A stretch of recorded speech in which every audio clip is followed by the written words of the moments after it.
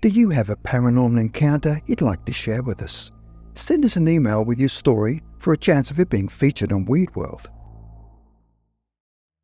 In these two true and captivating accounts, a young woman finds herself protected by a deceased grandmother during a harrowing car accident, while a family's home renovation project seems to stir up ghostly presences that express their displeasure with the changes. Saved by my deceased grandma. Lisa's story begins when she was just 8 years old, living in her family's old house. Even at a young age, she'd encountered many strange experiences with the paranormal. Her parents noticed that she often spoke to an imaginary friend, though Lisa herself could not recall the name she gave to this unseen companion. One particularly vivid memory from that time has stayed with Lisa through the years. She was sitting in her parents' room watching a movie when she invited her imaginary friend to sit on the beanbag chair she'd brought in. Being a tidy, almost obsessive child, Lisa took great care to ensure the beanbag was perfectly flat and smooth before making her offer. As she turned her attention back to the movie, she heard a sound and glanced over at the beanbag. To her astonishment, there was an indent in the chair as if someone invisible was sitting there. Lisa's parents, David and Maria, simply attributed these incidents to their daughter's active imagination. They weren't alone in the belief. Even Lisa's friends would later comment on her habit of speaking to unseen presences, chalking it up to her active imagination. When Lisa was 10 in the year 2001, her family moved to the new house in the quiet town of Millfield in New South Wales, Australia. Although Lisa felt safe in this home, she could never shake the feeling of being watched by unseen eyes. Her friends, visiting for sleepovers or study sessions, would sometimes joke about Lisa's invisible friends, but they too believed it was just her imagination at play. It wasn't until tragedy struck that Lisa's mother, Maria, began to take her daughter's experiences more seriously. In early 2010, when Lisa was 18, her beloved grandmother, Esther, fell seriously ill. Esther had been a heavy smoker throughout her life, and the years of tobacco use had taken their toll. Lisa, who had spent countless summers with her grandmother and cherished their close bond, was devastated by the news. Despite the family's support, Esther passed away on June 23, 2010, just 2 days before Lisa's 19th birthday. The loss was a crushing blow to Lisa, who deeply regretted not having the chance to say, "I love you," one last time, and hear those words from her grandmother in return. At Esther's wake, which was held a few days after Lisa's birthday, on June 28th, to respect her grandmother's wish not to have the funeral on that day, Lisa's parents presented her with a gold angel necklace. Maria told her daughter that the necklace symbolized Esther's enduring love, and that she would always be Lisa's guardian angel. From that day forward, Lisa wore the necklace every single day, finding comfort in its presence. Exactly 1 year later, on June 28, 2011, Lisa found herself running late for a date with her boyfriend Jasper. In the rush, she was speeding along a familiar road, one she'd driven hundreds of times before. She knew every turn and curve, but on this day, a moment of inattention proved almost fatal. Lisa lost control of the car, sending it careering off the road and into a ditch surrounded by trees. The car was so far down that it was hidden from view, and Lisa was trapped inside the wreckage. As the car spun out of control, Lisa screamed in terror, but then something incredible happened. She felt a sudden warmth envelop her, as if someone was holding her in a protective embrace. When the car finally came to a stop, Lisa found herself clinging to the angel necklace, though she had no memory of reaching for it. In the eerie silence that followed, Lisa heard a whisper, "I love you." She could also have sworn she smelled her grandmother's distinct scent, a comforting aroma that she would never forget. As Lisa looked around the interior of her mangled car, tears streamed down her face. The doors were crushed inward, making escape impossible. Remarkably, the glass from both the front and rear windshields had shattered in a perfect circle around her, as if she'd been inside a protective bubble. The rearview mirror had broken off during the impact and struck Lisa's shoulder, leaving a small bruise, her only injury.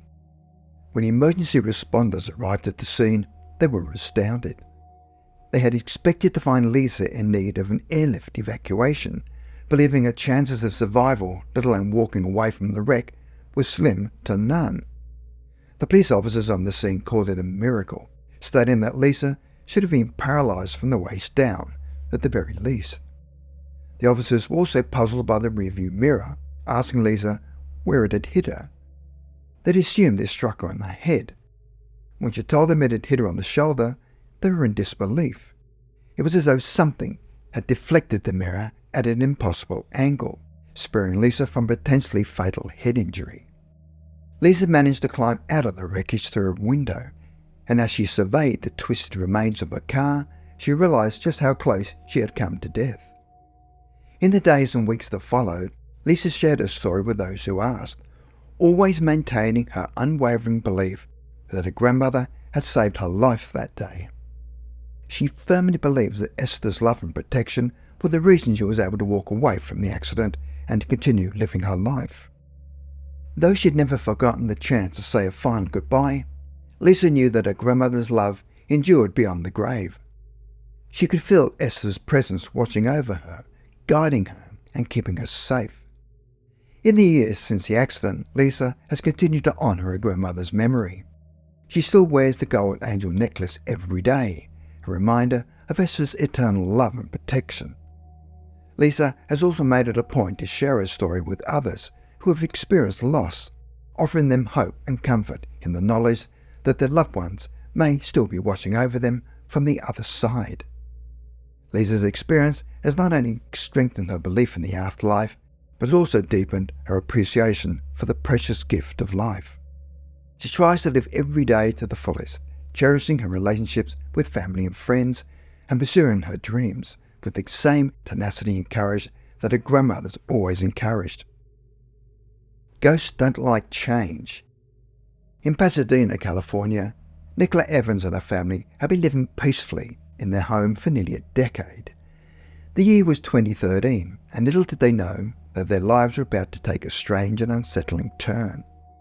The Evans family had decided to undertake a major renovation project, as the soil beneath their house had been slowly eroding the foundation. The entire basement had to be demolished and rebuilt, a process that involved raising the upper level of the house on railroad ties. Nicola, a sixth grader at the time, had always resided on the upper level of the house. However, once the basement renovation was complete, she eagerly moved her room downstairs. It was a decision that would soon reveal the hidden secrets of their seemingly ordinary home. On a chilly evening in November, Nicola's older sister Emma had come over to babysit while their parents were out. Ironically, the two sisters had been watching an episode of Ghost Hunters just before Nicola went to her new bedroom for the night. As she lay in bed trying to drift off to sleep, a strange and unsettling event occurred. Barely 5 minutes had passed when Nicola heard a man's voice right behind her, clearly saying, "Tojo." Startled, she rolled over, thinking perhaps her father had returned home early. To her surprise, the room was empty. A moment later, the same voice spoke again, this time uttering seemingly a shortened version of the word "toe." Frightened and unsure of what to do, Nicola quickly turned on the radio and clock light, shutting her eyes tightly in an attempt to block out the eerie occurrence. She knew the voice couldn't have come through the vents, as voices always had a distinct echo when travelling through the ductwork.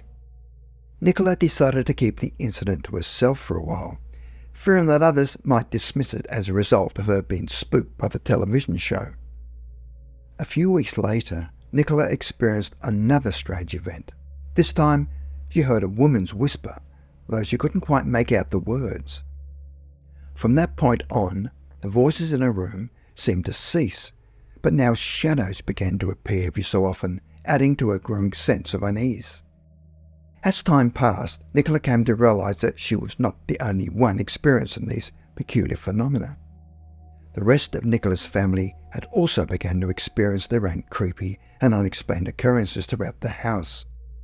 Whenever Emma house sat while their parents were away, she too would hear voices, despite the fact that there were no neighbours close enough to be the source.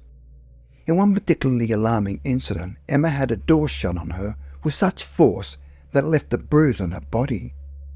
The family knew that there were no drafts in the house that could have caused the door to move on its own. It wasn't until later that the Evans began to notice a pattern. Most of these strange events seemed to coincide with renovations being done on the house. The family couldn't help but wonder if there was a connection between the ghostly occurrences and the changes being made to their home. Their suspicions were confirmed just over a year later when Nicola's parents, Mark and Sarah Evans, were in the midst of redoing their closet. The family anxiously waited to see what might happen next. In the night they awoke to the sound of loud thumping, with no discernible source. After getting up to investigate where the sound was coming from, they failed to do so. It seemed to come from all directions, and its intensity remained constant, no matter what part of the house they were in. After a few minutes, it finally stopped. Over the years, these strange phenomena became less and less frequent, until finally disappearing altogether. Nicola could only assume that whatever changes to the house these spirits were reacting to, they were finally able to adjust. Despite the unsettling nature of the events, Nicola remains curious and open-minded. To this day, she does not regard the presence she and her family encountered to be malicious.